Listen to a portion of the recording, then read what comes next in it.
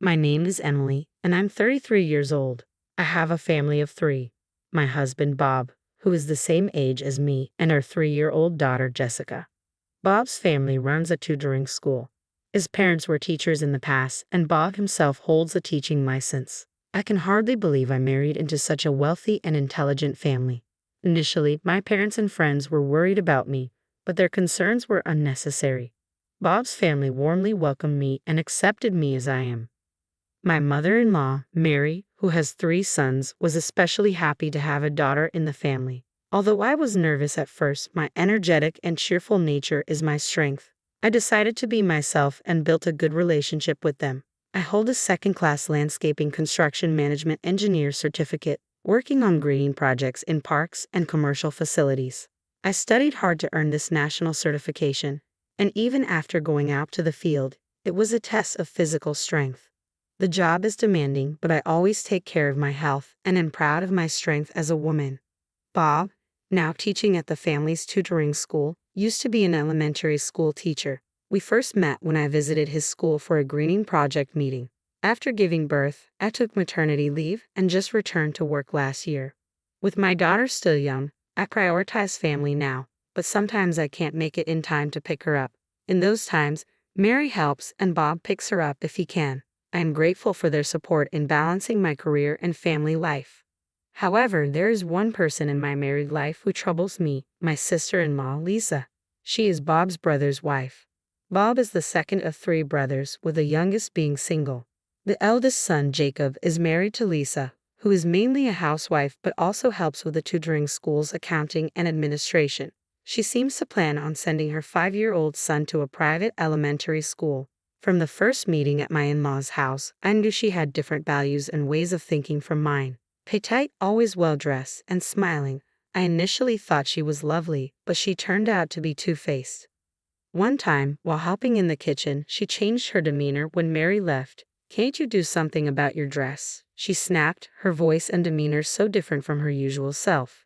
"You're always wearing scruffy, dirty-looking clothes. Don't you see you're the odd one out here? It's embarrassing for me." "Well, I need to move easily. My daughter is still small, and I have to chase her," I replied. "I have a child too, you know." She sighed dramatically, about to say more but reverted to her usual self when Mary returned. "What were you two chatting about so animatedly?" Mary asked. "Oh, just some parenting talk," Lisa said, her voice instantly changing. Amazing how she switches personalities like a sensor that changes her demeanor when Mary appears, I thought. "Really?" Mary asked, looking at me. "Yes, just talking about our kids," I confirmed. Lisa nodded in satisfaction at my response. I'm not scared of slender Lisa or anything, but I didn't want to make a fuss over such petty remarks or worry Mary unnecessarily. Some of my friends struggle with mother-in-law issues. It's commonly heard that mothers-in-law can be a source of stress. Compared to that, I'm lucky to have a kind mother-in-law who supports my work. I thought I could handle Lisa's snide comments, but she continued to belittle me whenever we met. Once, while traveling for work, I ran into her chatting with 2 or 3 other moms. We made eye contact, and it would have been strange to ignore her. "Hello, Lisa," I said with a smile. "Oh, hi there," she replied. I was in a hurry, so we only exchanged greetings, but later that night, she called my home. "What were you thinking?" she exploded as soon as she realized it was me on the phone, without even a greeting. "What are you talking about?" "About this afternoon. Don't approach me looking like that. How can you walk around in those work clothes? Unbelievable. We all saw you. It's normal to dress nicely even without a special occasion.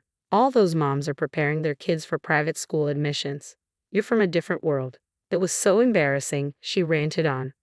"Well, I was working, so those were actually my work clothes. That doesn't matter. Just don't talk to me in public anymore. It's embarrassing." "But isn't that weird? We're family, after all." "That's what I've been saying. You were classless and not suitable for our family, and I never thought of you as a sister, even if we're related by marriage." She hung up abruptly, leaving me stunned.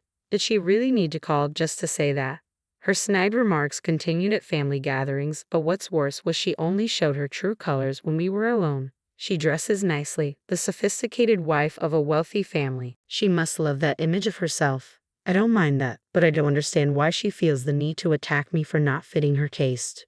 Sure, she always wears nice clothes, bags, and accessories, but how does she have so many? Maybe Jacob just lets her buy whatever she wants. Her quiet husband probably doesn't know her true nature. That's just how she is. I hadn't told Jacob or Mary, but I'd been feeling stressed out, so I informed Bob. Oh, she doesn't seem like that type, he said, initially taking it lightly. But a few days later, Mary called. She was organizing a family dinner that weekend, informing us about the restaurant and time. Though we all lived about 30 minutes away by car or train, she usually didn't interfere in her sons' lives. However, she requested that all families gather for my father-in-law's birthday and Christmas. This time was for my father-in-law's birthday. We got a private room at his favorite high-end restaurant. It's our first time there as a whole family, but it's really delicious, so look forward to it.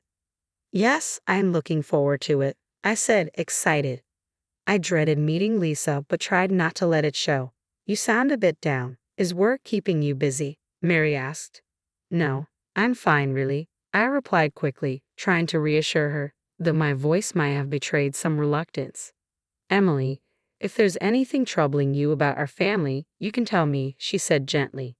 No, there's nothing. Your help with our daughter when I work late is always appreciated.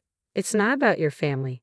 Oh, not about my family, she responded, a bit puzzled. I didn't quite understand what she meant, but there was no time to ponder it further as the weekend of the dinner arrived.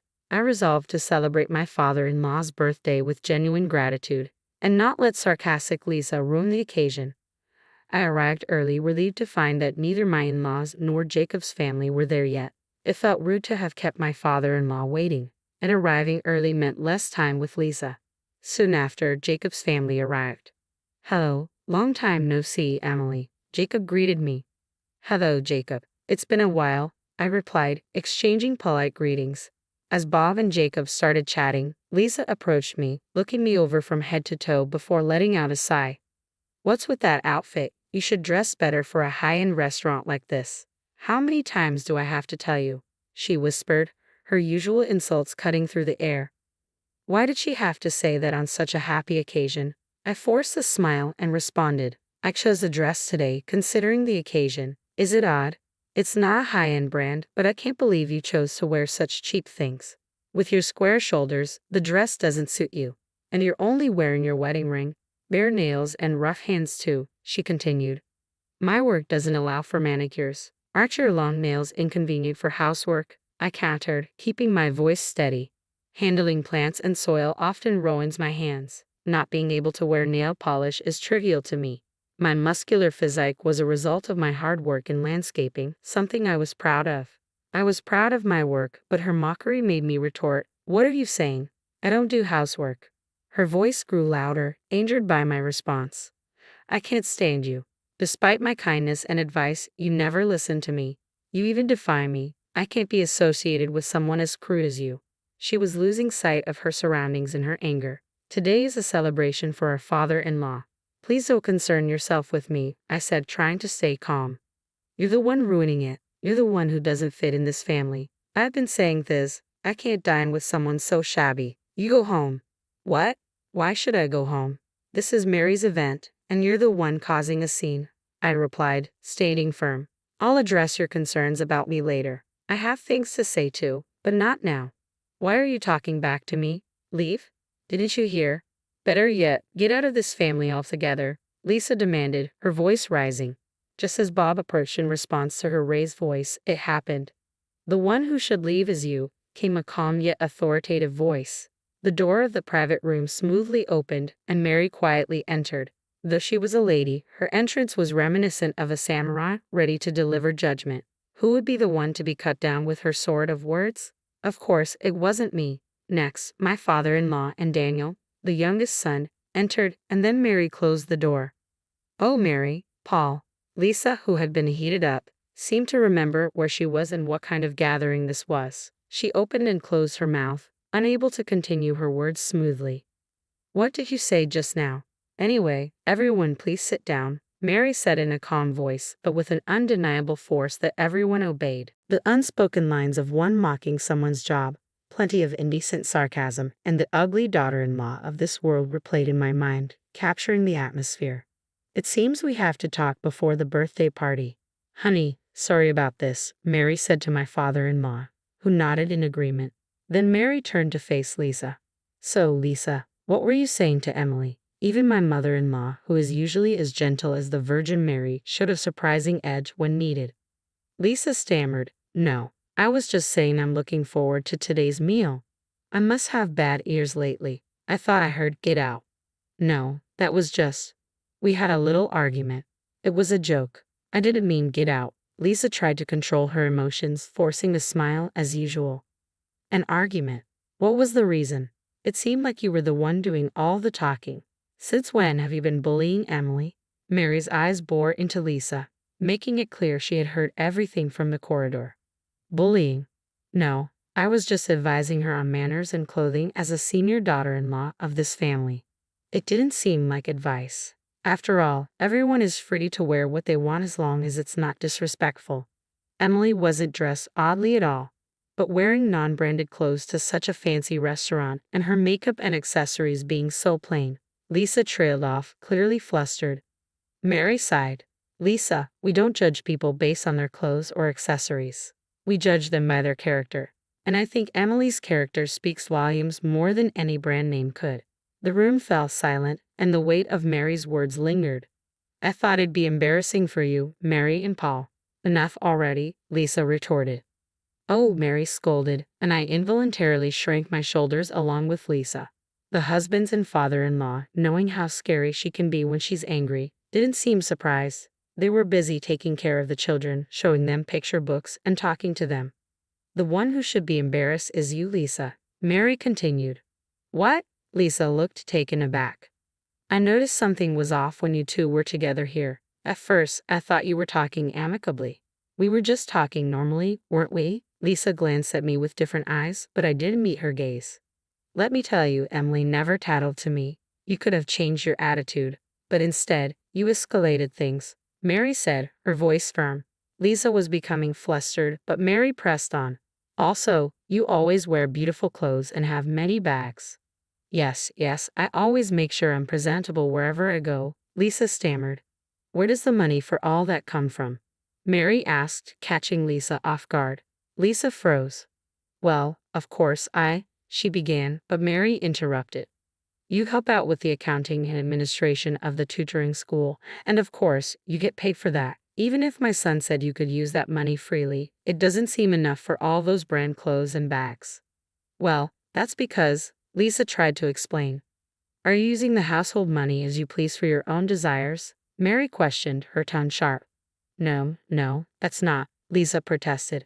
It's true then. That makes sense, Mary concluded, crossing her arms. I was also curious about where the money was coming from. I had thought Jacob was just generous, but maybe he just left the household finances entirely to you. Still, he should have checked a bit more, don't you think?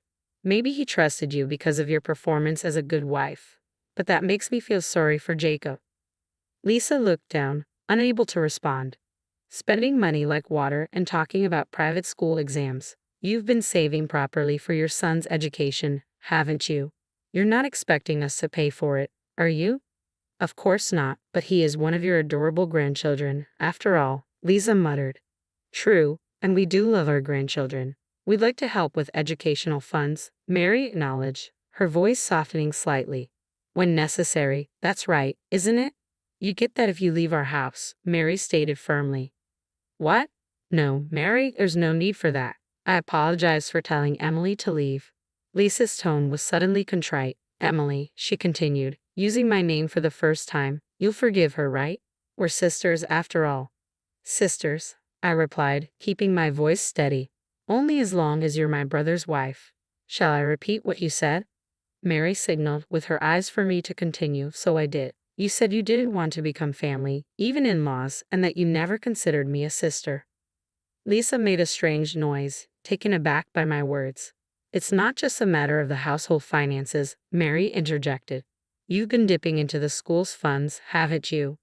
Lisa was speechless, her eyes wide with shock. Is that true? I was truly surprised by Mary's revelation. I had suspected Lisa was using household money freely, but I never imagined she was also meddling with the finances of the tutoring school run by my in-laws. It seems you were clever enough not to get caught, so it took a while to figure it out, Mary continued. Charlie, who has been doing our accounting for years, you deceived him too, didn't you? Lisa turned pale. The gifts for the teaching material suppliers and the thank you gifts for the teachers who conduct seminars. We trusted you with such shopping, but the amounts on the receipts gradually increased, as did the frequency. You said things like, I was told to give it as a birthday present, or I was asked by Bob or Mary. That's not true, Lisa exclaimed, her voice faltering. What are you talking about? Giving department store items other than confectionery as gifts, something we never did before. But we trusted you because you were our daughter-in-law. The lunch expenses for taking part-time teachers out, you were actually using them for lunches and tea with your mom friends. Mary's tone was cold and unyielding. The questionable receipts gradually increased, and finally, Charlie came to consult us. Even before that, my son had noticed and started investigating. You betrayed everyone's trust for you. Dressing up seems to be the most important thing to you. No, it wasn't me, Lisa said, her voice faint. She looked at Jacob for support, but he only gave her a cold stare. If what's been said is true, that's only natural. Emily is the opposite of you. Sure, she's a bit indifferent to fashion, but she puts her family and work first, putting herself second. You mocked her job without really understanding it, but being a landscape construction manager is an impressive qualification. She must have studied hard to earn it. As I listened, I felt a sense of relief seeing Lisa get a taste of her own medicine. Mary's sudden praise for my efforts caught me off guard and made me emotional. She's a person with determination, so I thought if she wants to continue her job, we should respect that. Have you ever seen her work? Unbothered by dirt or mud on her clothes and hands, working with such vigor, would you mock such a person? Hearing her words brought tears to my eyes. Lisa, with no more excuses or pretense, simply hung her head low. Our tutoring school may not be as big as the national chains, but we've gained trust by caring for our teachers and students. It's about the people, the heart. The one who doesn't fit here is you. You are the one who should leave, Mary declared firmly, exuding such cool composure that I almost wanted to applaud her. After that, Lisa, who had played the role of an elegant, ideal wife, was ousted from the wealthy household. Jacob set up a meeting to discuss their situation, but even then, Lisa refused to admit her faults and lashed out in anger. This led Jacob to decide on a divorce. With the discovery of her embezzlement, she couldn't claim any alimony and was left with nothing. Jacob retained custody of their son, and with the support of my in-laws, they planned to continue their lives as usual. Lisa, always putting herself first, had often been harsh to her son whenever things didn't go her way. However, reassured by his father and grandparents, the boy seemed to understand everything. The private school exams had been solely Lisa's strong desire, and now, free from the pressure, he enjoyed playing with our daughter. Of course, Bob and I intended to help in any way we could. One relaxed weekend at my in-laws, Mary approached me and said, I'm really sorry for making you feel bad all this time. We should have noticed earlier. Not at all. I didn't mind it initially, I replied. From now on, don't hesitate to speak up if you're in trouble, okay? Mary added with genuine concern. As I recalled Mary's words about the importance of people and the heart, I couldn't help but look at her with admiration. Noticing my gaze, she asked, What is it? Nothing, I was just thinking how cool you are, Mary, I said with a smile. Oh, come on, the cool one is you, able to create gardens while wearing overalls. Maybe next time you could work on our garden. I want to replant the flower beds, Mary suggested. Absolutely, let me know anytime, even if it's not a job. I agreed. You should charge her properly, you know. Mom can be demanding. Bob chimed in playfully, and we all laughed together. Cherishing people, cherishing hearts. I knew I would remember to do just that, to keep laughing and living happily with my precious family.